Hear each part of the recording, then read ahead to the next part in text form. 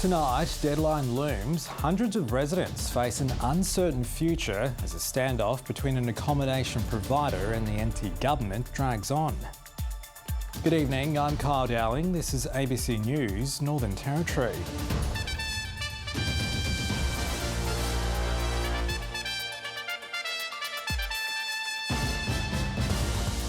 Also tonight, a surprise dip in inflation raises hopes for an interest rate hold. Bad news, bird flu broadens its reach, spreading for the first time among local birds. The race to find survivors who may still be trapped after a deadly earthquake in southwestern Japan. And gold and more gold. Australia's dream run in Glasgow delivers once again on day 5.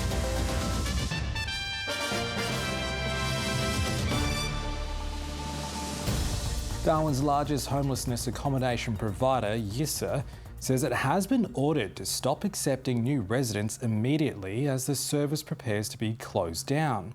But with the NT government yet to reveal where people will go next, residents are pleading for help to save their homes. Anxiety is growing at Yissa, where more than 220 adults and 130 children live. I've been here about 12 months now, and I was on the street before that, and recovering from stomach cancer and that, and remission now at the moment. And it's really nice here, and it's really like a family, and I'm just disappointed that we all have to move out all of a sudden and we don't even have anywhere to stay. Residents have been told they'll need to vacate their homes by October, with the lease due to end. We are really worried what exactly is going to happen during the time when they close the Yissa.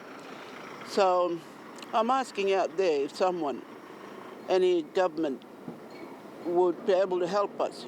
The NT government has revealed it offered the owner, Ozco, $3 million for the buildings and the option to waive property restoration costs. But the government says the company wants between $8 and $12 million. Yissa's CEO says the closure is already displacing vulnerable people, with the government suddenly ordering the service to stop accepting new residents. We have 300 people consistently on our wait list, so the demand for our service is really significant and ongoing. Salipa, who's lived at Yissa for almost 3 years, is on dialysis and is desperate for someone to help. Prime Minister, I'm appealing to you.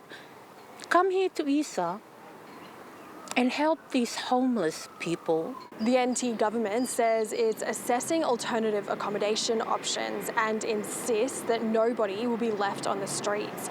But homelessness advocates are sceptical when there's a housing crisis and homelessness services are at capacity.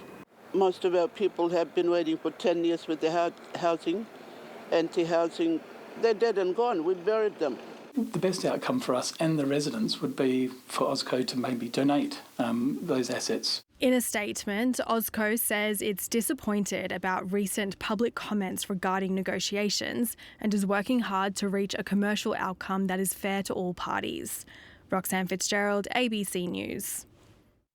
A Darwin woman has faced court after being charged with using her position as a public servant to defraud the National Disability Insurance Scheme of millions of dollars.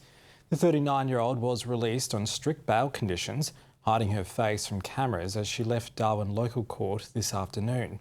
Reporter Olivana Lathouris has more.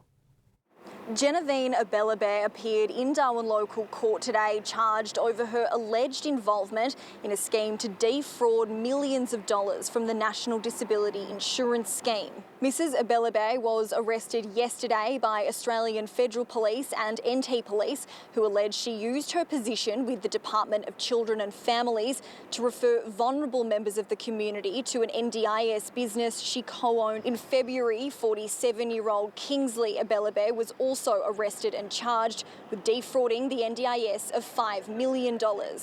The AFP said the pair's company claimed more than $28 million of NDIA funding, with about $18 million of the claims identified as being allegedly suspicious. Do you have anything to say after your court appearance today?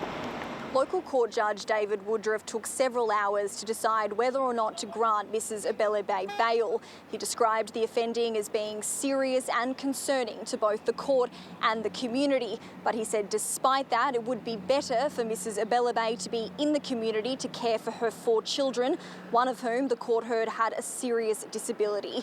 Several conditions were imposed on her bail, including she not leave the country, apply for an overseas passport, contact certain witnesses or use an encrypted device.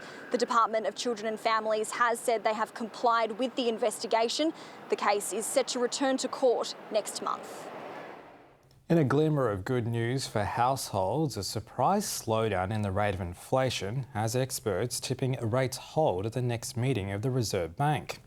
The cooler than expected numbers coincided with the cut to the fuel excise, but the Treasurer says don't expect that relief to last much longer. A rare lunch out. This mum's watched prices soar from her first child to her 9th. Did you say you have 9 children? Yes. So from when I had my first few to my last few, it's a big difference. What do you spend most of your money on?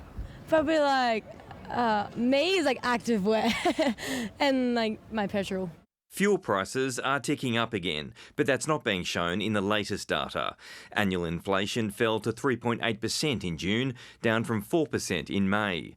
The measure the Reserve Bank watched remained steady at 3.6%, still well above the RBA's target of 2 to 3%. Rent is very expensive at the moment. Yeah. How do you get around that? I work harder and pick up extra jobs when I can. Rents rose above 3%, so did food. But fuel prices fell, with the data capturing 3 months and before tensions in the Strait of Hormuz reignited. Expect relief at the petrol pump to continue, the Treasurer confirming it'll end this weekend. One of the reasons why we extended it at half the rate is because we have always intended for that to